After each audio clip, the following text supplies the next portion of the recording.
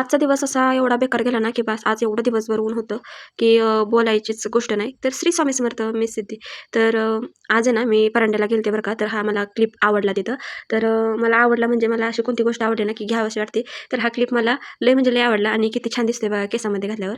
मी लगेचच आल्यावर केस वगैरे आवरून केसामध्ये क्लिप लावला. मी खूप एक्साईट असते अशी कोणती गोष्ट घेतली ना आणि घालायला. तर काय माहीत नाही. तर ह्याने ना फेना साबण आणला होता.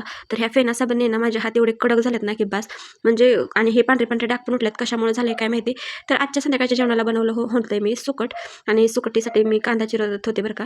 तर हा स्पीड आहे माझा कांदा चिरायचा. मला जास्त फास्ट कांदा चिरता येत नाही. तर आणि जास्त बारीक पण चिरता येत नाही. तर मी प्रयत्न तर करते बरं का, बारीक-बारीक कांदा चिरायचा. मला तर काही येत नाही. तर असो मी शिकेन हळू तरी पहिल्यापेक्षा जरा जास्तच बारीक चिरते मी आणि पाहिजे असाच बारीक चिरते. मला जास्त म्हणजे म्हणायचं असं तेवढं बारीक येत नाही. तर आज आम्ही दोघंच होतो जेवायला. म्हणजे दररोज तर दोघंच असतो कारण का परी गेली आहे सातारला. तर आमच्यापुरती एवढी सुकट बास होती. बाकीची सुकट मी डब्यामध्ये घालून ठेवली आणि मस्तपैकी सुकट करायला घेतली. तर तव्यामध्ये तेल टाकलं, कांदा टाकला आणि कांदा असा मस्त लाल होईपर्यंत परतून घेतला. कारण का कांदा लाल होईपर्यंत परतून घेतला ना तरच छान चव लागते त्याची. तर त्याच्यामध्ये टाकली मी चटणी, हळद आणि भातचा मसाला. तर किती छान असा मस्त वास सुटलेला म्हणजे एवढ्याच्याच फोडणीचा छान वास सुटला होता बरं का.